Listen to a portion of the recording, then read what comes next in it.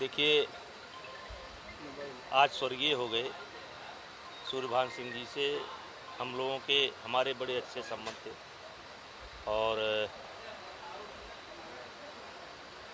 हमने भी बहुत संघर्ष किया है और ये संघर्षशील व्यक्तित्व था इनका।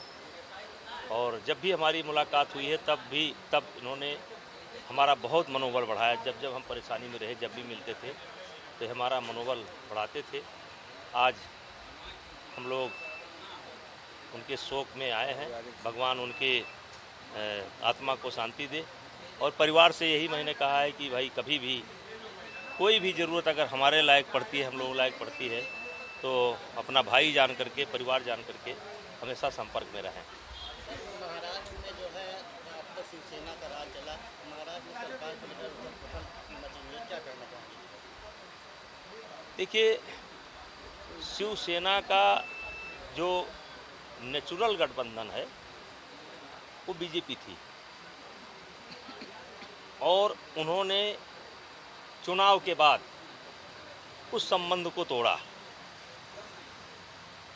और आज ऐसी परिस्थिति डेवलप हो रही है कि अगर वो बीजेपी के साथ स्वयं आकर के नहीं मिलते हैं तो हो सकता है कि उनके अस्तित्व पर ही सवाल खड़ा हो जाए। सर, अग्निवीरों लेकर के युवक जो है तो पूरे प्रदेश में जो है गाड़ियाँ फूट रहे हैं, तमाम चीज़। ये मैं एक सांसद के नाते नहीं, इस देश का नागरिक होने के नाते मैं कह रहा हूँ। ठीक इसी प्रकार से योजना इजराइल में लागू है, किर्गिस्तान में लागू है, कजाकिस्तान में लागू है, रसिया में लागू है, सारी जगह जो भी देश है सब में लागू है। और उसी की एक तरीके से नकल कह लीजिए या वहाँ से भी प्रेरणा। और इस योजना जो बनी है, हम तो ये नहीं कह सकते कि हमने बनाई है, लेकिन हमारी भी एक कल्पना थी और मैं बार बार ऐसा कहता था कि कोई ऐसा होना चाहिए कि बूढ़े बीमार को छोड़ करके हर आदमी को एक्सरसाइज कंपलसरी किया जाए। ये योजना बहुत ही सराहनीय है। अन्य देशों में भी यह योजना है, लेकिन ट्रेनिंग है, पैसा नहीं है। ट्रेनिंग है लेकिन पैसा नहीं है। मोदी जी ने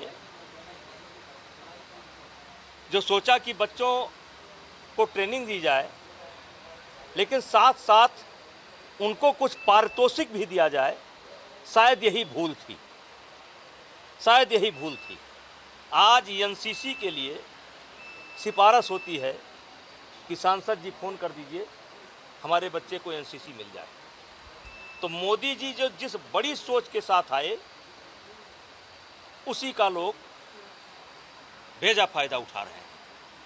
और मैं बच्चों से ये कहना चाहता हूं कि 4 साल जब आप सेना के देख रेख में तपी तपाई जिंदगी जिएंगे, कैसे सोना है, कैसे उठना है, कैसे बैठना है, कैसे ट्रेनिंग होती है, तो आप इस देश के विशेष नागरिक बन करके लौटेंगे।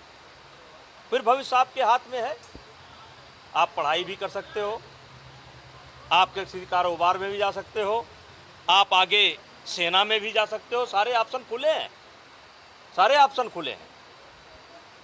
और ये बहुत ही अच्छी योजना है। मेरी तो उम्र ज़्यादा हो गई, अगर हमको भर्ती करावें तो मैं सब कुछ छोड़ करके 4 साल की ट्रेनिंग करने के लिए तैयार हूँ। नुपुर शर्मा के बयानों को आप कितना सही? ये छोड़िए, नूपुर सूपुर हमारा विषय नहीं है।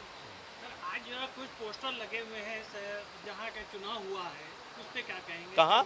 कई जगह के वहाँ पे जो है उन्होंने लिखा है कि सपा का जीत रही है, बीजेपी हार रही। कहाँ? कई जगह पे लगाए हैं उन्होंने पोस्टर, जो है सीतापुर में है। अभी 3 महीना पहले शायद कोई चुनाव हुआ है। किस चीज़ का चुनाव हुआ है? अभी 3 महीना पहले क्या हुआ है? विधानसभा का। तो उसमें कौन जीता है? वो तो है, पर इस समय जो आज पोस्टर लगे हैं उसके बारे में। अरे यार, इनकी कौन बात करता है? अभी 3 महीना पहले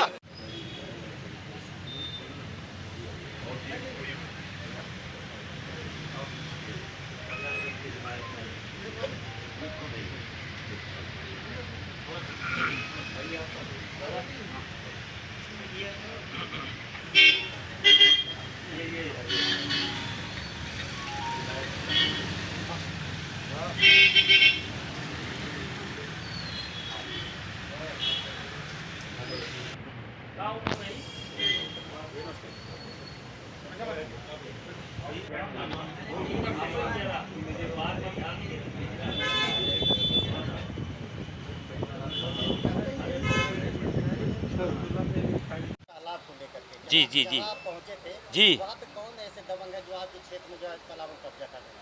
नहीं, दबंग का सवाल नहीं है। कुछ स्थानीय दबंग सारी रात डंडा लाठी लेकर के गरीबों को एक तरीके से बंदी बना करके उन्होंने तालाब पटाने का काम किया। सुबह मुझे पता चलता है और फिर पूरा वीडियो पड़ा है। और देखिए, मैं अब जैसे कल एक वीडियो मेरा और पड़ा होगा, एक रोज़ मैंने देखा कि अयोध्या मुख्य मार्ग पर जो फोटो लगा हुआ है मोदी जी का, योगी जी का, उस पर कुछ पोता हुआ है, तो हमने ट्वीट कराया क्योंकि चुनाव बीत गए।